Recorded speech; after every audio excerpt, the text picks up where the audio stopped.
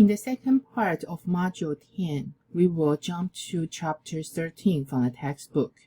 We will talk about high-level language interface between assembly language. We will introduce this section in 3 different videos. The first part, let's do the introduction.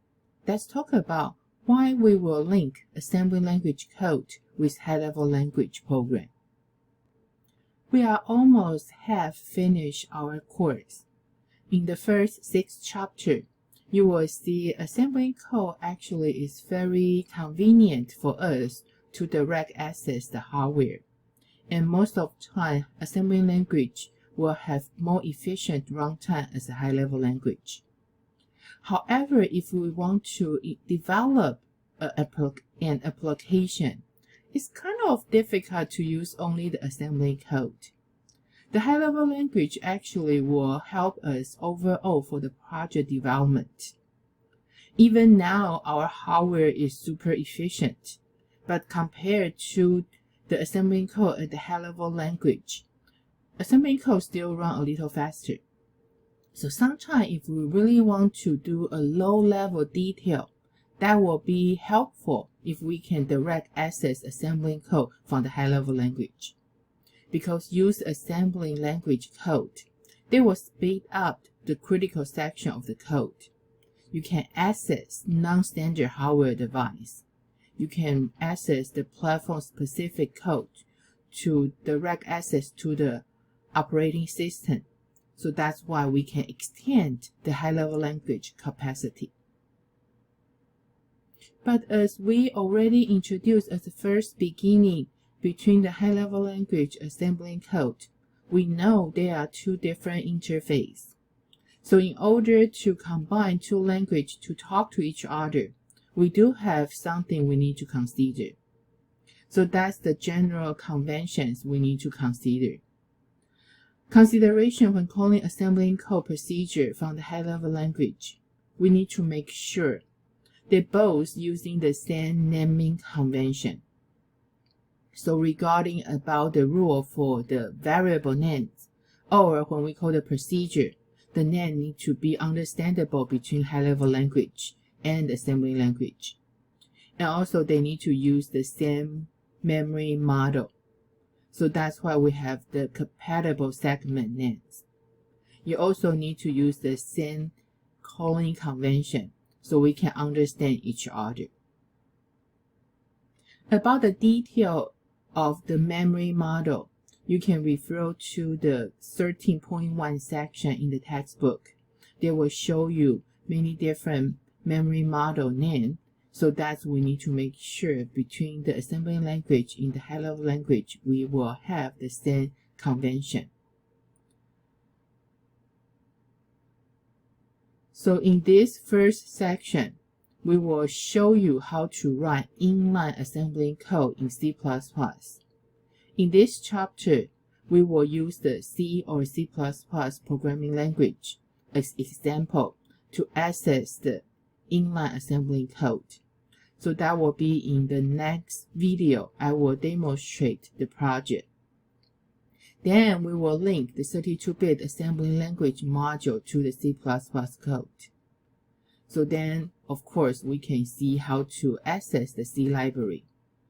I will provide you 2 different projects to see how to write inline assembly code in C++ and how to link assembly language module to the C++ program. If you want to see more example, you can access our sample code under Irvine folder. Remember, from chapter 5, we set up the Irvine library. And under the Irvine folder from your C drive, you can see in different chapters, they have all the source file you can refer to. So here we will introduce 2 examples. The first one will be the encode inline project. Then the second one we will introduce the multiplication table. Addition to these two examples, if you want to know more, you can access the Irvine folder.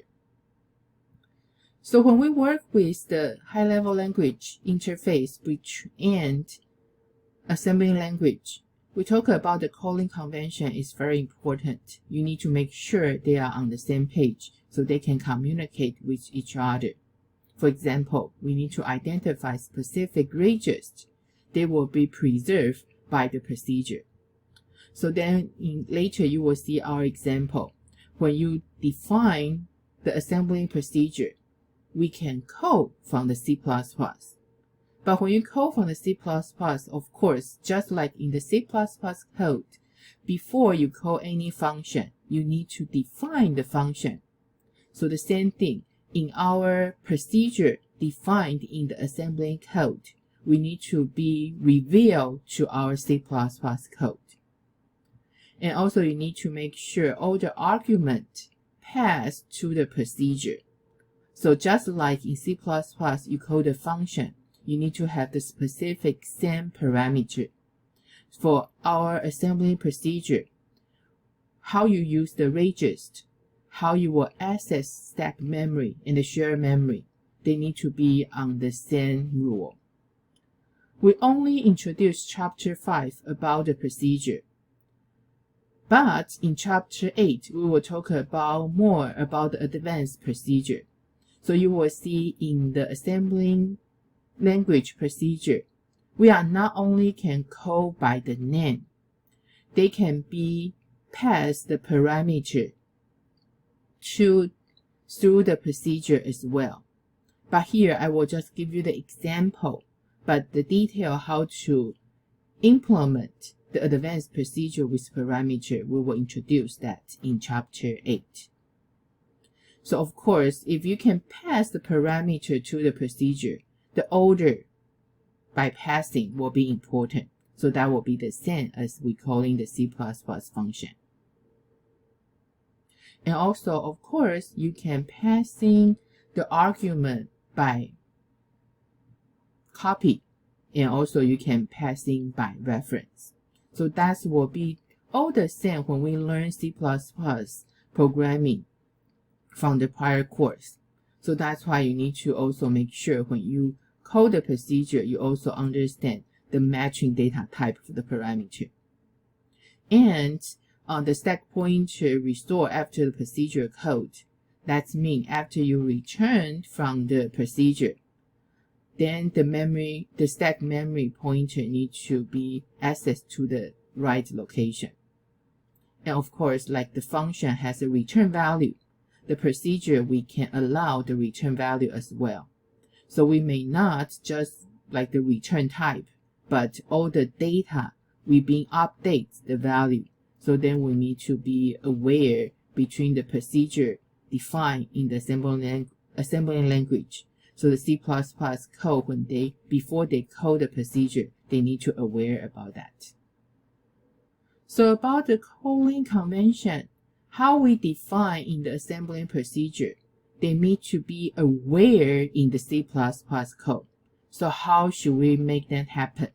So that's what we call, you need to have the external identifier. So the external identifier is the name that has been placed in a module's object file in such a way that the linker can make the name available to other program module. In the second example, we will show you, we declare and define the procedure in the assembly code. We can code that from the C++ code. And also, if you have the C++ function being defined in the C++ program, if we can link together between the assembly code and the C++, we also can call that function from the assembly.